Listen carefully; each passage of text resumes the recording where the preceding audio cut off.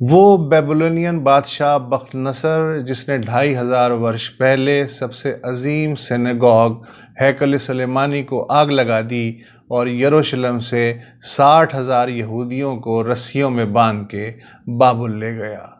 Spain کا وہ بادشاہ فرڈینینڈ اور اس کی ملکہ ایزابیلا جنہوں نے ایک ایک مسلمان اور یہودی کو اسپین سے باہر دھکیل دیا اور شاندار مسجد قرطبہ کو راتوں رات گرجے میں بدل دیا، اور آج 500 ورش بعد بھی وہ گرجا ہی ہے۔ اور عثمانی سلطان محمد جس نے قرطبہ مسجد کے گرجا بننے سے بھی 40 ورش پہلے کانسٹینٹی نوپل کی بیزنٹائن بادشاہت کے باجے بجا دیے اور اس وقت کے سب سے عظیم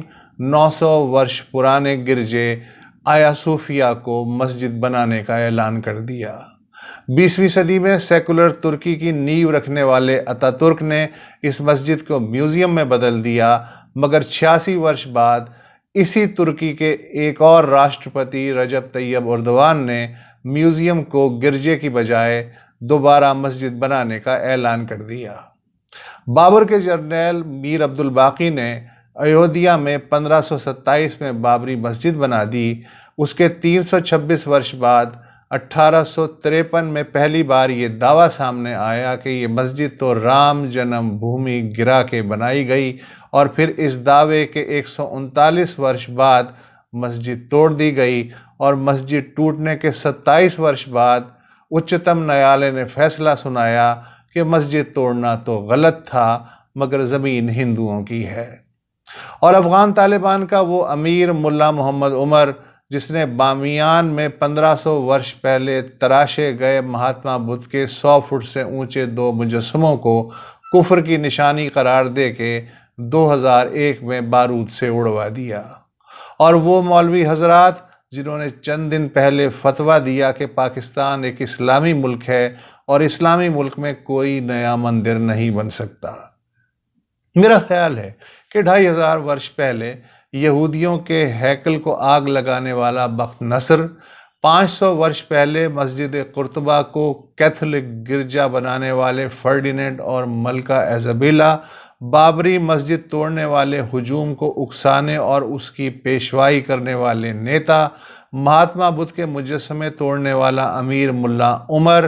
گرجے کو مسجد بنانے والا عثمانی سلطان محمد اور رجب طیب اردوان، اور اسلام آباد میں مندر نہیں بن سکتا کا نعرہ لگانے والے مولوی حضرات،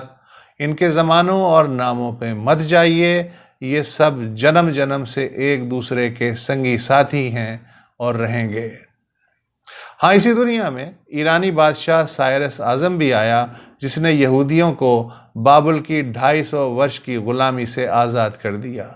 یہیں پردھان منتری جسنڈا آرڈن بھی پیدا ہوئی جس نے نیوزی لینڈ کی ایک مسجد میں 50 نمازیوں کے نرسنہار کے بعد پورے دیش اور سماج کو ایک خاندان کی لڑی میں پرو دیا۔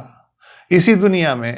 بوسٹن، واشنگٹن، ہیوسٹن اور کئی اور امریکی شہروں کے وہ اکا دکا یہودی سینوگوگ بھی ہیں جہاں مسلمانوں کو جمعے کی نماز پڑھنے کی اجازت ہے کیونکہ مسجدیں دور دور ہیں۔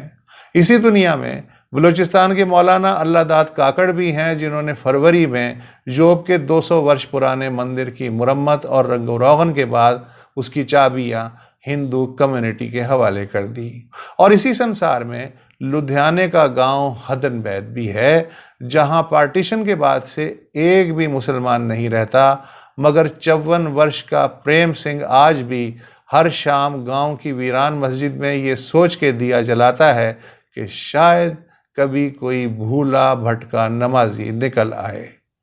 اگر یہ دنیا ابھی تک پوری طرح جانوروں کا باڑہ نہیں بنی تو اس کی وجہ یہی سائرس اعظم، بلوچستان کے مولانا اللہ داد کاکڑ، کچھ امریکی شہروں میں نماز جمعہ کے لیے سینگوگ کے دروازے کھولنے والے یہودی ربائی، نیوزی لینڈ کی پردھان منتری جسنڈا آرڈن اور امبالے کا